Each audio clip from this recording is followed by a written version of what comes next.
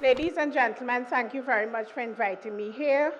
Ms. Nalini Singh, President of the Greater Tunapuna Chamber of Commerce, members of the executive of the Chamber, past presidents of the Chamber, my parliamentary colleague, the Member of Parliament for Tunapuna, and also the Deputy Speaker of the House of Representatives, Mr. Esmond Ford, my past colleague in the Senate, the former Minister of Energy, Mr. Kevin Ramnarine. Ladies and gentlemen, thank you again for this invitation. I'm very pleased to be here. Before I start my actual address, I would like to just deal with certain issues that came up, certain points that were made by previous speakers. I would like to indicate that there has been no cut to agriculture. In fact, the figure that is being presented of 544 million only refers to the recurrent figure. In fact, the total figure, recurrent and development, is $795 million. And there has been no cut to agriculture. And let me also indicate that in other aspects of the budget, as they refer to agricultural estates, those are being dealt with by ETEC, and there's also the Maruga port. So agriculture has not been cut. I would like to talk to the issue of statistics. I know people have the habit of saying that the statistics are wrong. But what has happened is the CSO has rebased these statistics, and so they are using a different mechanism that has been accepted and is used internationally. So these statistics are not wrong. Sometimes they may be late, but they're not wrong. And in addition to that, those are the statistics that have been accepted by the United Nations, by the IMF, by the World Bank. And we are also moving away from the CSO and developing the National Statistical Institute of Trinidad and Tobago. With regard to the issue of procurement, the Procurement Act was passed, as we all know. However, what needs to be put in place is that the public servants have to be ready to implement the act. And we are ensuring that they are well-trained, again, using the United Nations Development Program before we actually start or disband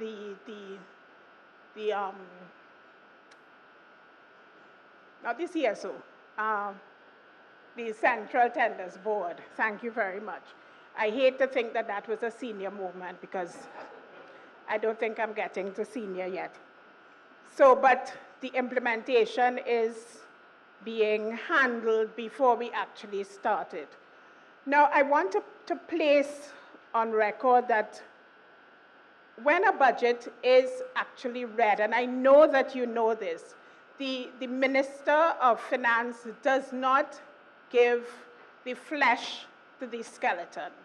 What is done when the debate is being pursued, the ministers actually give the flesh to the various ministries. And so you will hear about mechanisms for implementation. You will hear about, in greater detail, about some of the issues that the minister has in fact raised as some of the priority issues for the government of Trinidad and Tobago. So, ladies and gentlemen, a national budget cannot therefore be viewed as an isolated document or a mere statement of numbers and ministry allocations.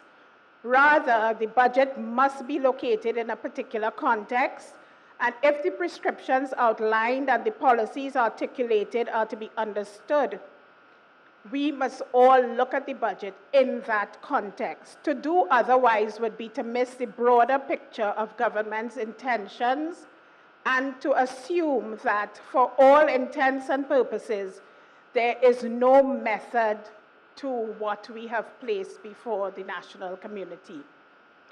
Understanding the context of Monday's budget presentation requires us to look back at this government's assumption of office in September 2015, and the necessity to prepare a budget and present a budget in a time for the statutory deadline and to avoid the chaos that would have inevitably ensued.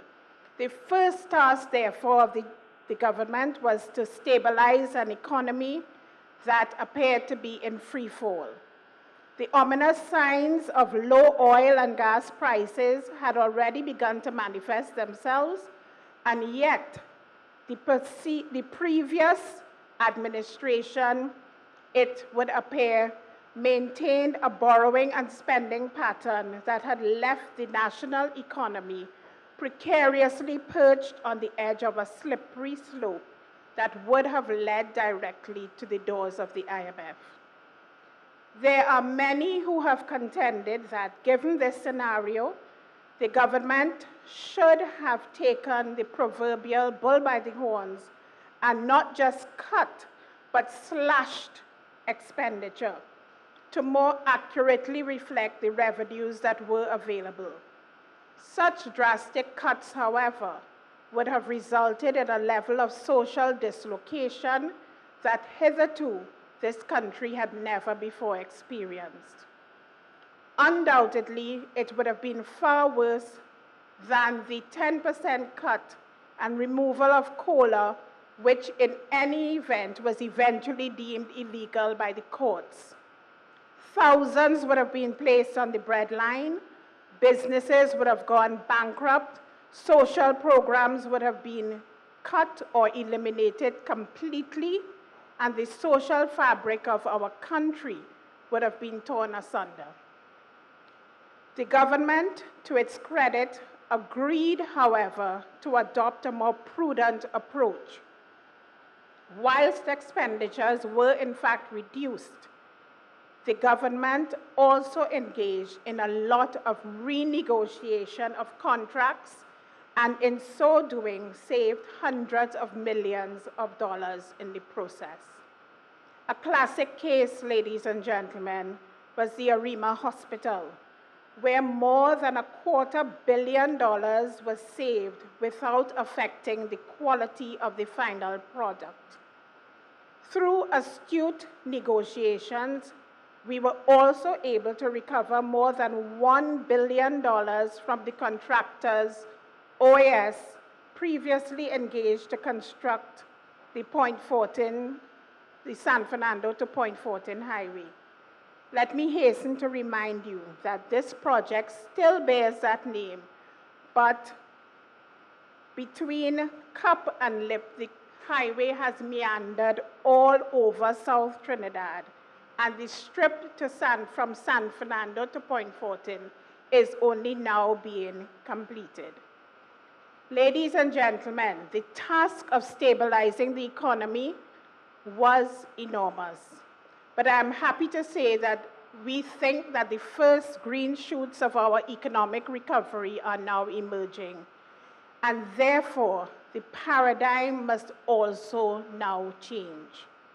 You would recall that the theme of this year's budget, changing the paradigm, putting the economy on a sustainable path.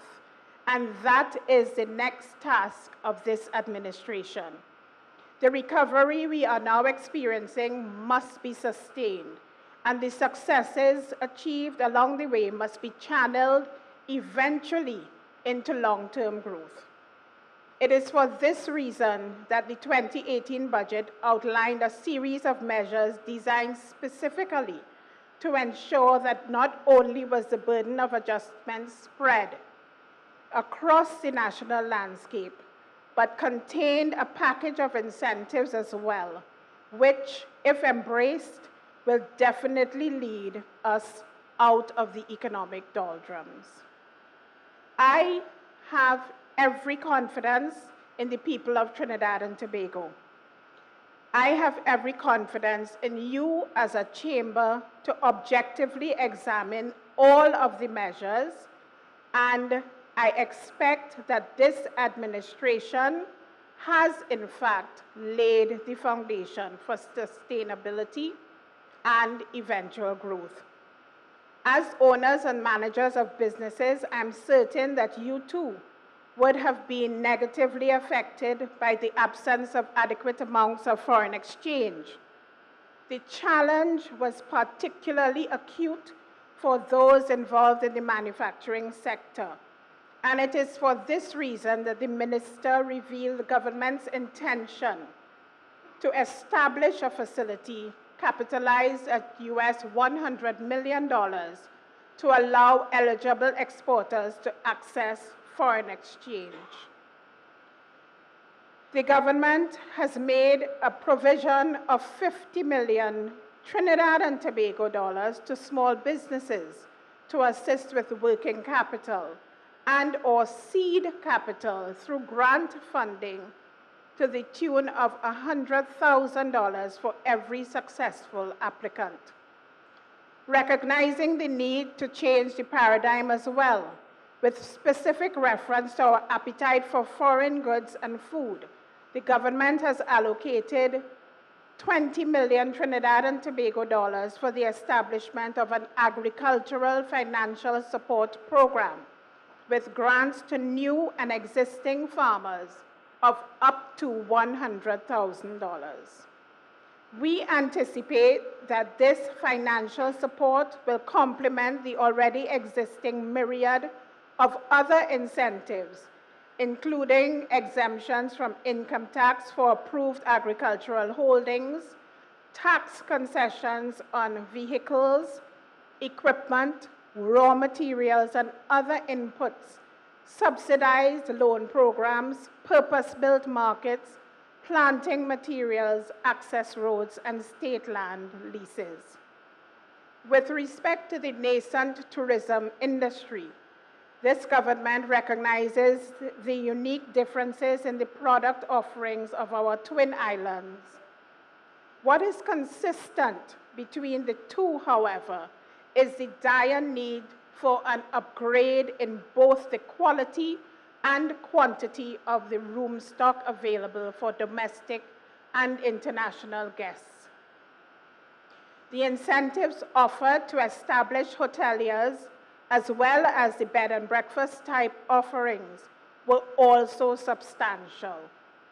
Under the Trinidad and Tobago Hotel and Guest Room Stock Upgrade Program, government has increased the reimbursement of the expenditure on the cost of work per room from 25% to 50%, and the reimbursement limit from $750,000 to $1.5 million.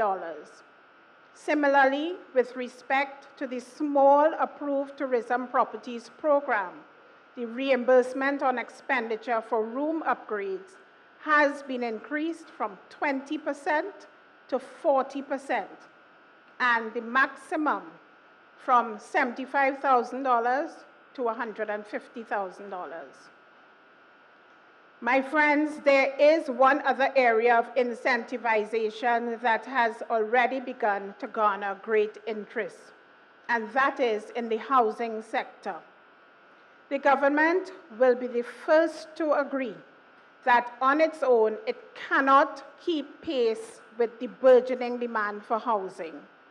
The very notion that it is the government's responsibility to provide a home for every single citizen who demands one is part of the paradigm shift that must occur.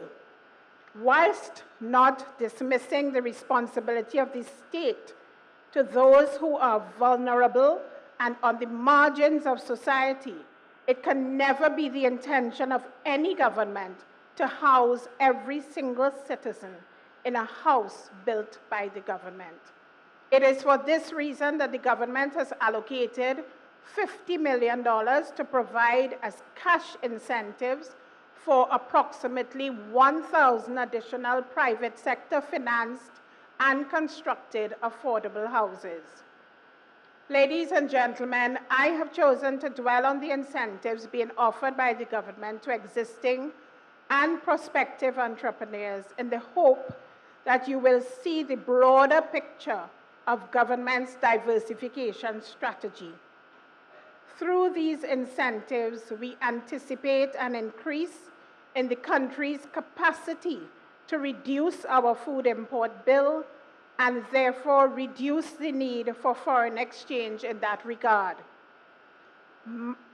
By assisting small and large businesses alike with a foreign exchange facility and insisting that 30% of business must be for exports, we are simultaneously increasing our foreign exchange earnings.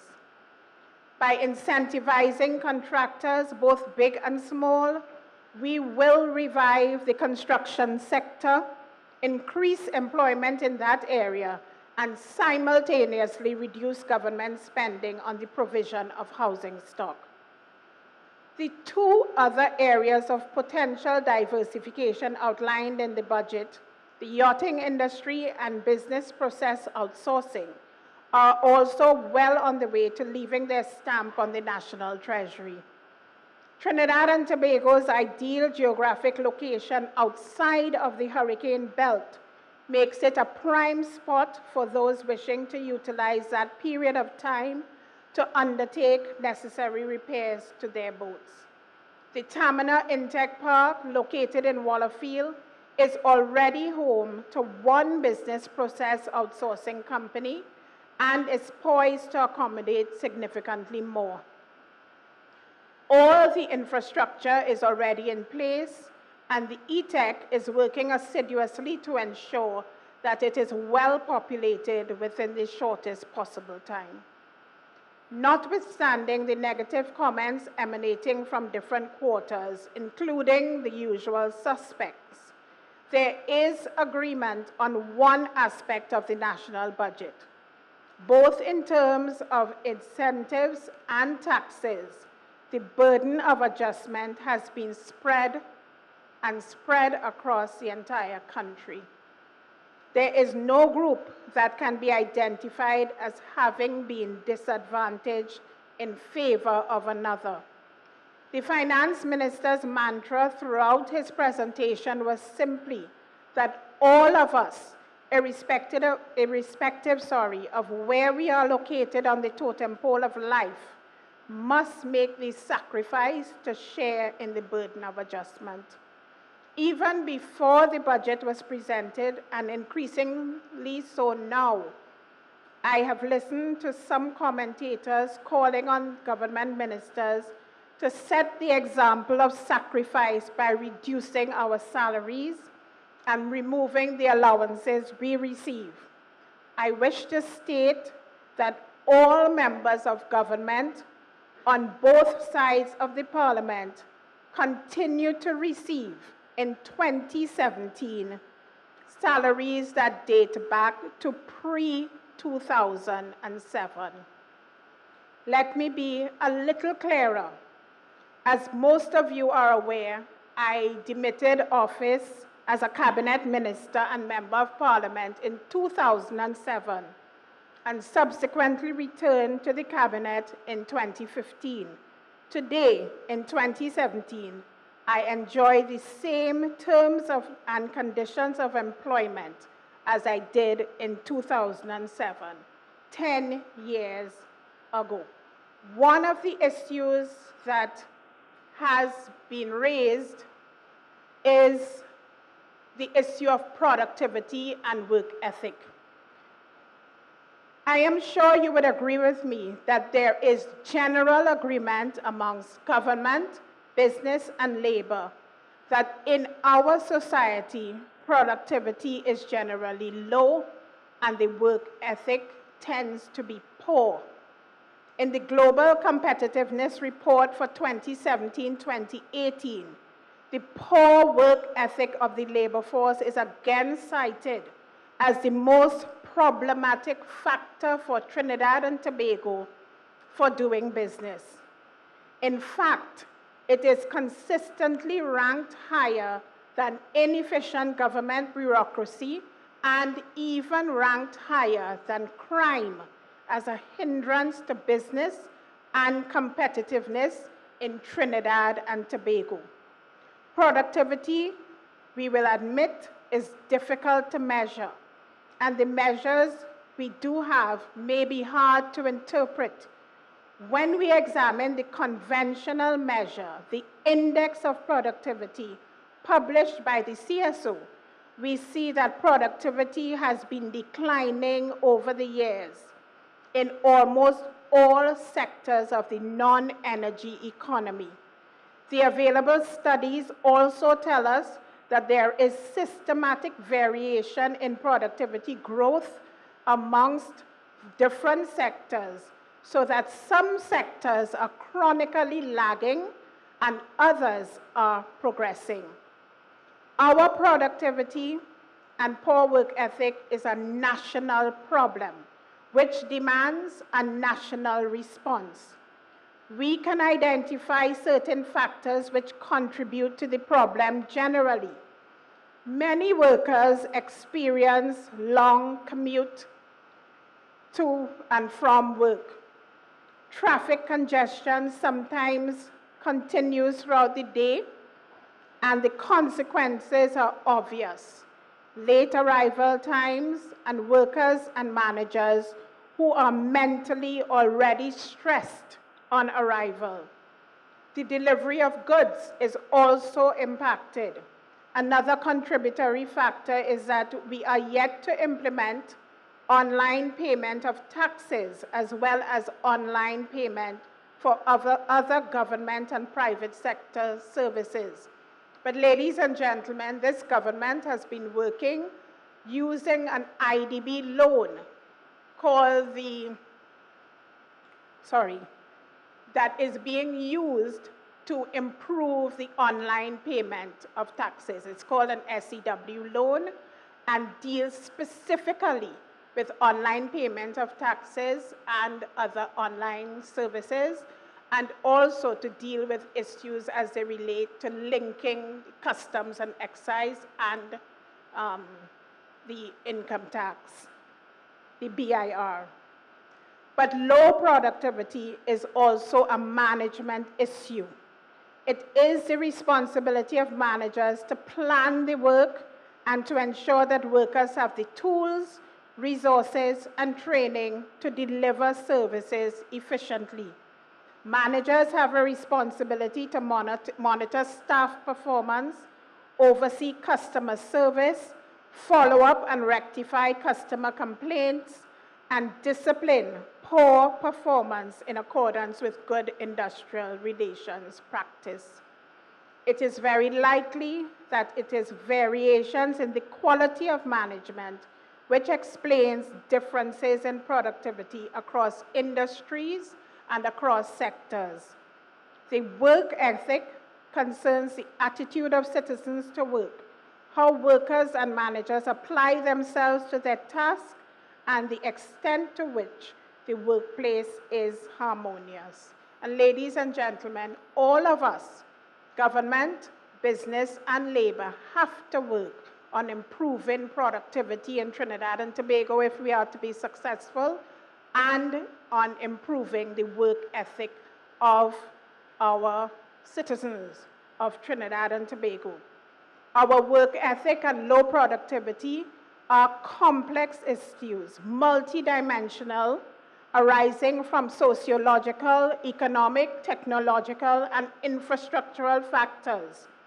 The National Tripartite Advisory Council has taken up these issues as a matter of priority and will work toward a deep understanding of the challenges, and together with the National Productivity Council, we will be developing initiatives to improve productivity, change attitudes to work in our society, and promote a more harmonious workplace.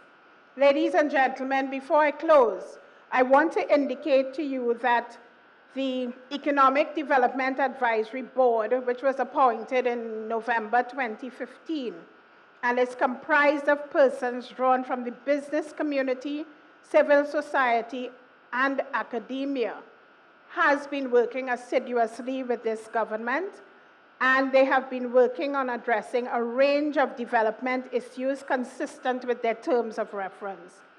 These include the diversification strategy and roadmap, housing policy, reform of the public service, energy efficiency and renewable energy, the creative industries and innovation policy.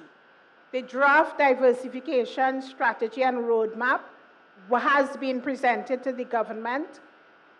The innovation policy has been accepted by the cabinet, and the EDAB has also been working closely with the Cocoa Development Company in innovation and research and with the UE Cocoa Research Center. Ladies and gentlemen, in respect of sectoral plans, the EDAB has also worked assiduously with the government on the National Development Strategy and also the National Performance Framework. As we move forward, therefore, I can only pray that those of us who have the opportunity to change the paradigm embrace this opportunity wholeheartedly for the survival of Trinidad and Tobago. It depends on all of us, not just the government, not just business, not just labor, not just civil society, but all of us working together. There must be, ladies and gentlemen, a voice for all of us in this society. The paradigm has to change if we are to survive. To do otherwise is to invite persons to impose on us the medicine we should have applied to ourselves. And I just want to make one point, and I'm sure you would agree with me. There must be something morally wrong with companies whose annual license fee was $150 to speak of passing on those proposed increases to patients. I just had to say that. Because, ladies and gentlemen, I have had family who have almost had to pay $150 for a Panadol. I'm sure if you look at that, when you get the bill and you look at the swab, the diabetes testing strip, and all that was being paid was $150 license fee. But I digress. I am confident that the Greater Tunapuna Chamber of Commerce will continue to play its part in the growth and development of not only Tunapuna and its environs, but of Trinidad and Tobago. And I wish each and every one of you God's richest blessings. I look forward to us working very closely together, and I thank you for listening to me so attentively. God bless you.